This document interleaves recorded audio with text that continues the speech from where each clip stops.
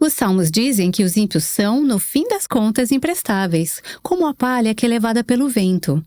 Nancy DeMoss Wolgemuth nos mostra que, quando Jesus levou nosso pecado, ele se tornou por nossa causa, como palha, refúgio, lixo, sem valor.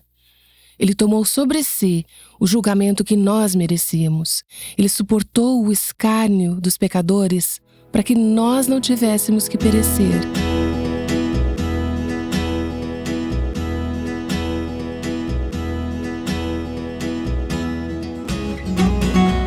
Este é o Aviva Nossos Corações, com Nancy DeMoss Wolgemuth, autora do livro A Sós com Deus, na voz de Renata Santos. Hoje, Nancy está encerrando a série Como Desfrutar de um Feliz Ano Novo.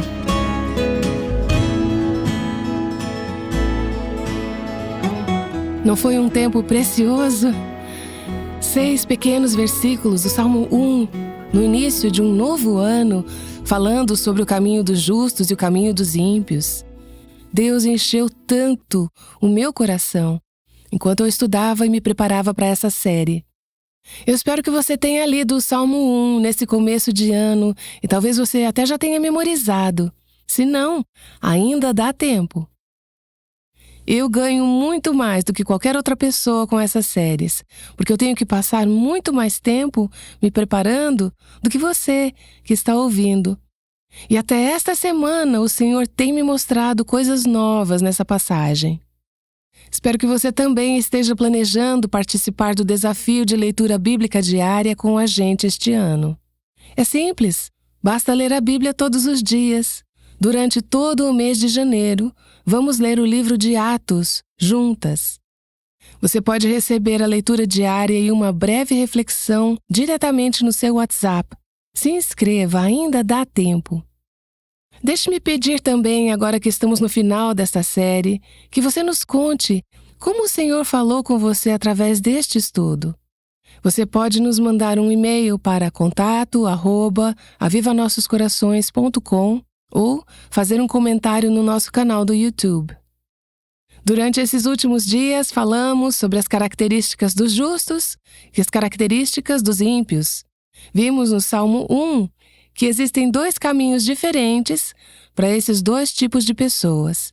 Existem 2 resultados muito diferentes para suas vidas. Os justos são abençoados e os ímpios perecerão. Isso é tão claro nesta passagem. Temos hoje um último dia na nossa jornada pelo Salmo 1. Talvez você esteja se perguntando, o que mais tem para falar? Já cobrimos todos os 6 versículos? Bem, eu gostaria de analisar esse salmo por mais um ângulo importante, que é ver como ele nos aponta para Cristo, assim como todas as Escrituras fazem. Os salmos fazem parte da literatura de sabedoria nas Escrituras, e Cristo é a sabedoria de Deus, em oposição à insensatez do homem. A literatura de sabedoria nos aponta para Cristo, que é a nossa sabedoria, e revela a sabedoria e os caminhos de Deus para nós. Os salmos, de forma geral, refletem a Cristo amplamente. Mas o Salmo 1, em particular, ao descrever o homem justo, nos dá o que eu acho que é um retrato magnífico de Cristo. Também nos dá uma prévia do Evangelho no Antigo Testamento, que é revelado mais plenamente no Novo Testamento. Então vamos ler esses capítulos, como temos feito muitas vezes ao longo desses últimos dias, e depois falar sobre como o retrato de Cristo é visto no Salmo 1. Bem-aventurado é aquele que não anda no conselho dos ímpios, não se detém no caminho dos pecadores, nem se assenta na roda dos escarnecedores. Pelo contrário, o seu prazer está na lei do Senhor, e na sua lei ele medita de dia e de noite. Ele é como árvore plantada junto a uma corrente de águas que, no devido tempo, dá o seu fruto e cuja folhagem não murcha, e tudo que ele faz será bem-sucedido. Os ímpios não são assim, são, porém, como a palha que o vento dispersa. Por isso, os ímpios não prevalecerão no juízo, nem os pecadores na congregação dos justos. Pois o Senhor conhece o caminho dos justos, mas o caminho dos ímpios perecerá. Como temos observado ao longo dessas últimas semanas, é fato que ninguém que já viveu cumpriu perfeitamente os requisitos do Salmo 1. Todas nós, em algum momento e desde o nascimento, andamos no conselho dos ímpios, como diz que os ímpios fazem. Não apenas não temos prazer na lei de Deus como deveríamos, não apenas não meditamos nela dia e noite como deveríamos, mas o fato é que, em momentos de nossas vidas, desprezamos a lei de Deus nas escolhas que fazemos. E dia e noite fixamos nossas mentes em tudo, menos em Deus e em Sua palavra. Somos transgressoras da lei. Não somos naturalmente justas, e mesmo depois de termos sido tornadas justas por Cristo, muitas vezes vivemos como pessoas injustas. Não é verdade? Romanos 3 demonstra isso de forma muito clara. Diz, começando no versículo 10, não há justo, nenhum sequer. Não há quem entenda, não há quem busque a Deus. Todos se desviaram e juntamente se tornaram inúteis. Lembra que dissemos que os ímpios eram como palha, inúteis? Romanos diz que todos nós nos tornamos como palha, inúteis. Não há quem faça o bem, não há nenhum sequer. A boca, eles a têm cheia de maldição e amargura. Os seus pés são velozes para derramar sangue. Nos seus caminhos há destruição e miséria. Eles não conhecem o caminho da paz. Não há temor de Deus diante de seus olhos. Deixe-me dizer, isso não está falando de alguém distante, está falando de nós, de você, de mim. Sem Cristo, essa é a descrição das nossas vidas. Se são os justos que são abençoados e felizes, como diz o Salmo 1, muitas bênçãos para aquele que é justo, se é assim, nenhum ser humano poderia jamais ser abençoado ou feliz, porque, na verdade, desde o nascimento, nós somos os ímpios, descritos nessa passagem, não os justos. Desde o nascimento, rejeitamos a Deus, andando contra Ele. E se dependesse de nós mesmas, nossas almas murchariam e morreriam, em vez de florescerem e prosperarem. Nós somos como a palha que é dispersa pelo vento. Por conta própria, nunca poderíamos nos manter diante de Deus no julgamento final. Sem Cristo, todas nós estamos destinadas a perecer, o que o Salmo 1 diz ser o final dos ímpios. Mas felizmente aqui está a boa notícia, o Evangelho. Existe uma pessoa com P maiúsculo que cumpriu perfeitamente os requisitos de justiça desse salmo. O nome dele é Jesus. Meu amigo Dr. Bruce Ware escreveu um livro chamado O Homem, Cristo Jesus. Nesse livro, ele chama Jesus de o protótipo do Salmo 1. Ele é aquele que viveu perfeitamente e cumpriu as condições do justo, como descritas no Salmo 1. Os primeiros pais da igreja concordaram que a descrição do justo no Salmo 1 era, na verdade, uma descrição de Cristo. E muitos comentaristas ao longo da história também concordaram com essa interpretação. Agostinho, por exemplo, disse que o versículo 1 do Salmo 1, bem-aventurado o homem que não anda no conselho dos ímpios, deve ser entendido como uma referência ao nosso Senhor Jesus Cristo, o homem Senhor.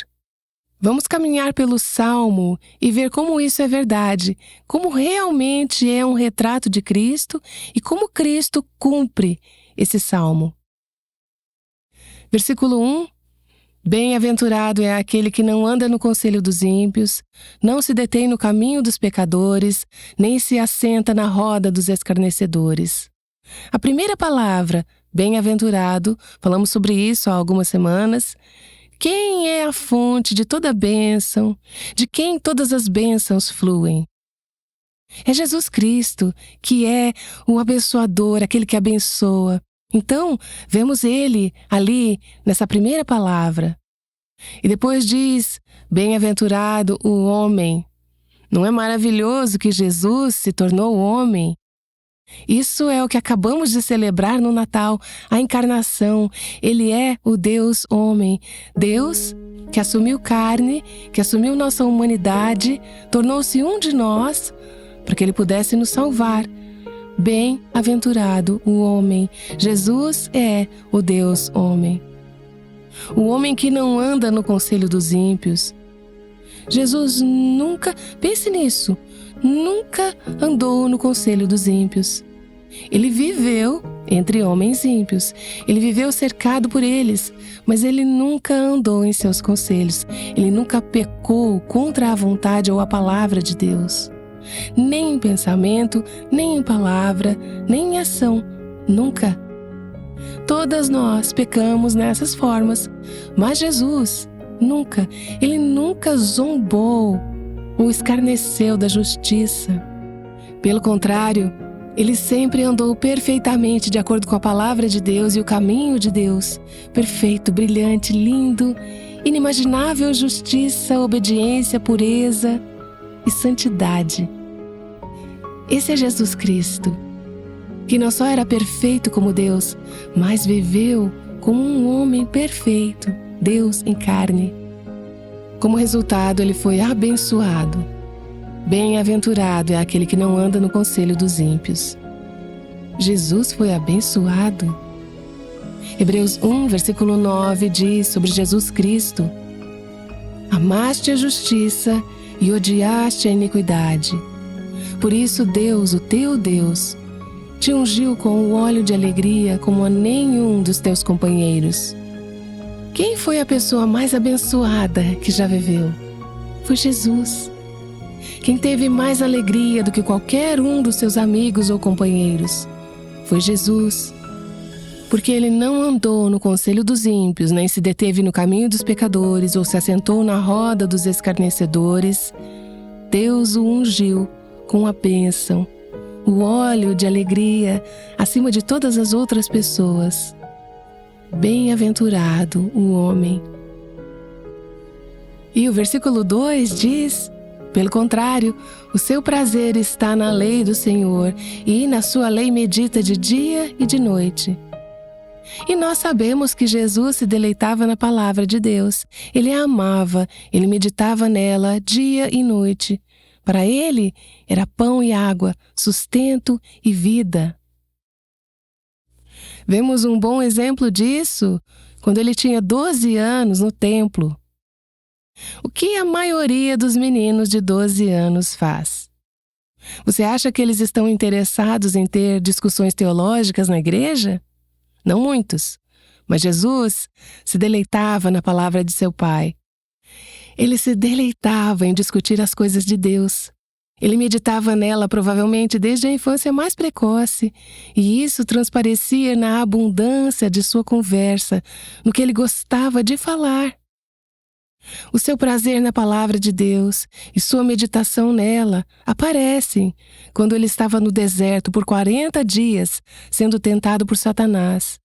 Ele foi capaz de dizer não ao enganador, não ao tentador e a todas as delícias que o tentador lhe oferecia, porque ele havia meditado na palavra de Deus dia e noite, e ele sabia o que era a palavra de Deus. Ele foi obediente a ela. Ele escolheu o caminho da justiça. E a propósito, quando pensamos em Jesus vencendo aquela tentação no deserto, é fácil para nós pensarmos: bem, é claro que ele não pecou, ele era Deus. Mas talvez podemos dizer que a razão pela qual Jesus não pecou no deserto, ou em qualquer outro momento, não foi porque ele era Deus, foi porque ele escolheu como homem meditar na palavra de Deus dia e noite e obedecer à palavra de Deus como homem. Deixe-me ler para você o que o meu amigo Bruce Ware, que escreveu esse ótimo livro, O Homem, Cristo Jesus, diz: Jesus não pecou, não porque ele confiou no poder sobrenatural de sua própria natureza divina, ou porque sua natureza divina sobrepujou sua natureza humana, impedindo-o de pecar, mas porque ele utilizou todos os recursos que lhe foram dados em sua humanidade. Ele amava e meditava na palavra de Deus. Ele orava ao seu Pai. Ele confiava na sabedoria e na justiça da vontade e da palavra do seu Pai. E, muito significativamente, ele confiava no poder sobrenatural do Espírito Santo para fortalecê-lo a fazer tudo o que lhe era pedido. E você pode perguntar, e daí? Qual é o ponto disso tudo? E a resposta é: porque Jesus amava a palavra de Deus, meditava nela dia e noite e a comia como seu pão necessário. Era o alimento e a água dele, o sustento dele. Porque isso lhe dava força e poder para vencer o pecado pelo poder do Espírito Santo como homem.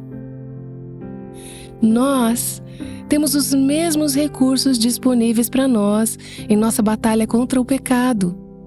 Temos exatamente o que Jesus tinha: a graça de Deus, a palavra de Deus, o Espírito de Deus, a verdade de Deus.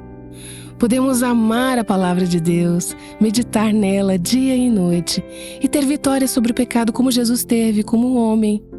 Ele não obedeceu só como Deus, ele obedeceu como homem. Ele se deleitava na palavra de Deus. De fato, é isso que o Salmo 40, versículo 8 diz, profeticamente sobre Jesus Cristo. Agrada-me fazer a tua vontade, ó Deus meu. A tua lei está dentro do meu coração. Jesus tinha a lei de Deus em seu coração. E ele a obteve da mesma maneira que nós obtemos, lendo, estudando, memorizando, meditando nela, pedindo graça e força a Deus para vivê-la. Jesus meditava na palavra de Deus. Você pode dizer, mas ele já sabia a palavra de Deus. Sim, como Deus ele sabia, mas como homem, de uma forma misteriosa que não podemos entender completamente, ele passou pelo mesmo processo para meditar na palavra de Deus que nós temos que passar. Vemos o fruto disso na vida dele: alegria, obediência, escolhas justas, amor pela justiça e ódio pela iniquidade, e o óleo de alegria com o qual Deus o ungiu. Ele foi abençoado porque obedeceu à palavra de Deus como homem, e nós também podemos ser. Durante todo o seu ministério, ele estava citando as Escrituras. Ele apontava as pessoas para as Escrituras do Antigo Testamento para que elas fossem cumpridas. Ele vai para a cruz, e o que ele continua fazendo?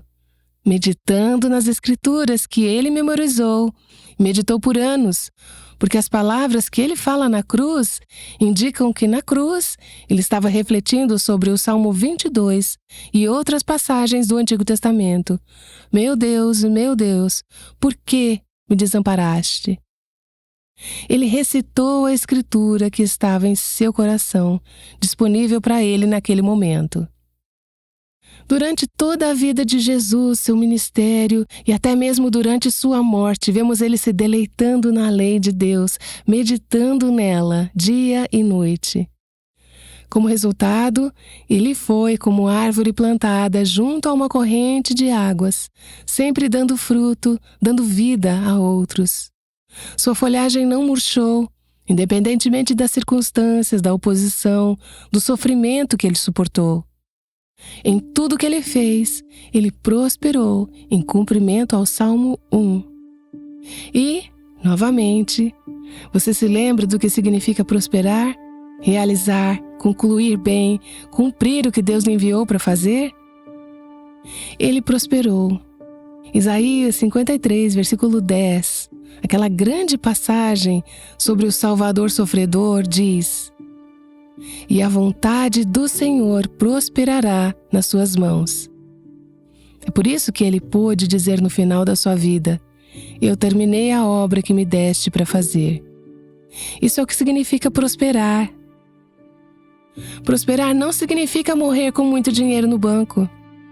Não significa morrer com ótima saúde ou nunca ter passado por tragédias terrenas, desastres naturais ou dor na sua família.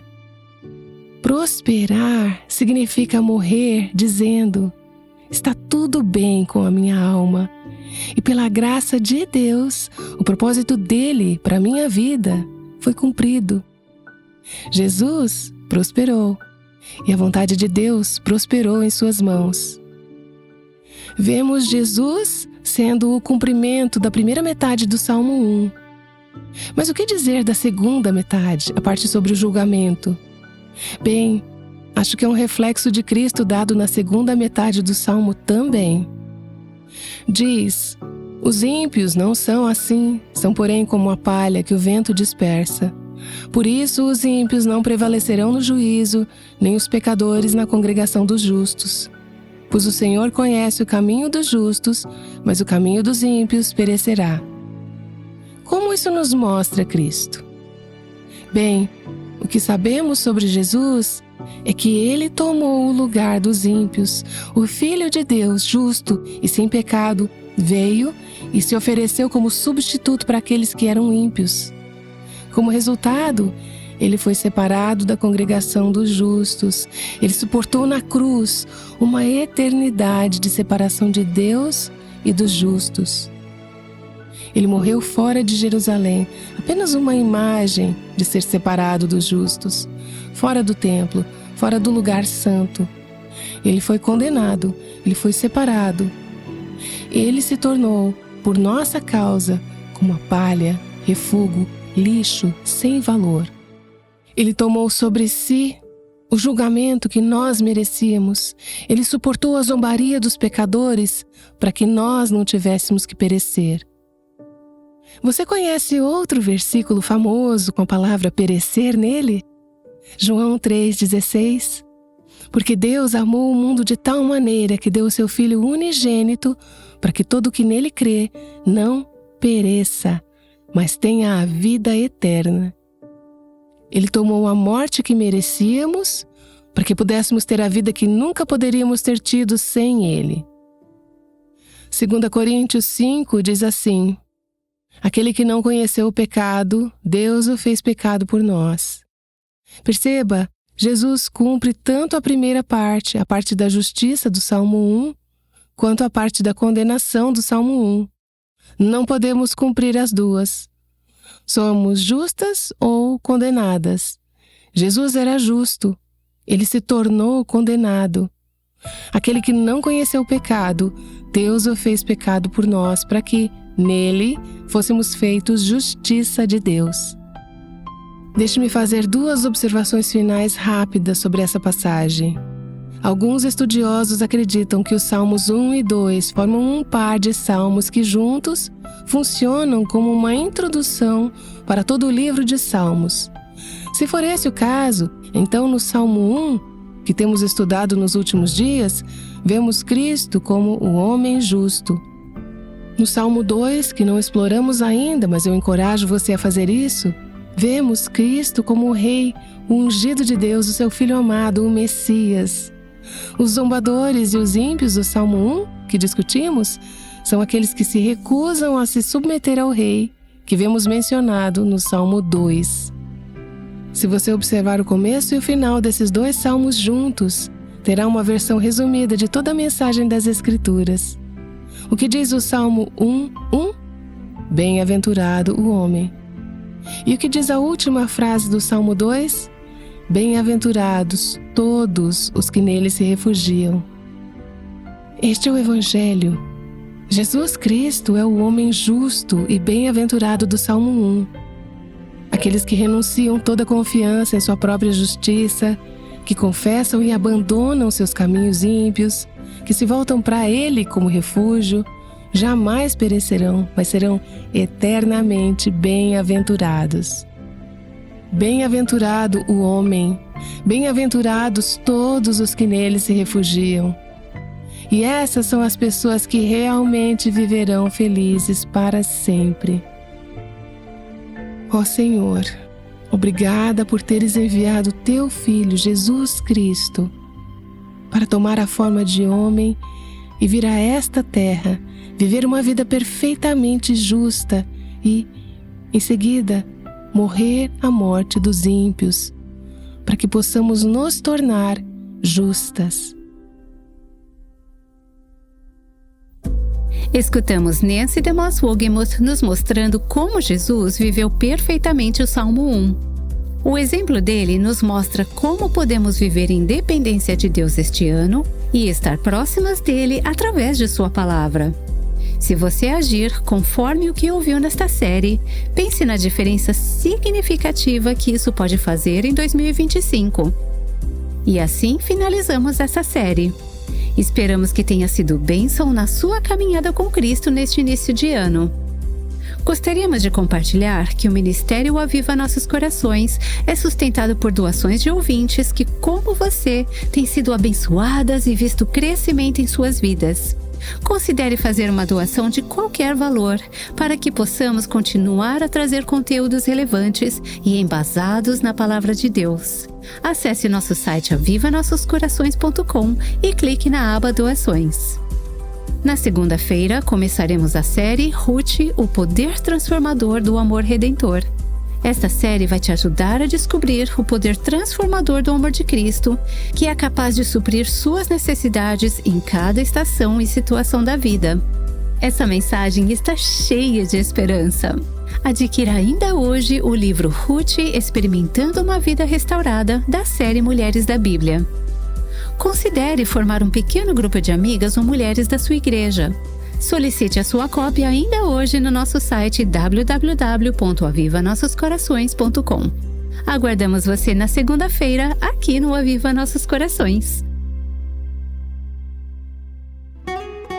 O Aviva Nossos Corações é o ministério em língua portuguesa do Revive Our Hearts com Nancy DeMoss Wogemuth, chamando as mulheres à liberdade, à plenitude e à abundância em Cristo.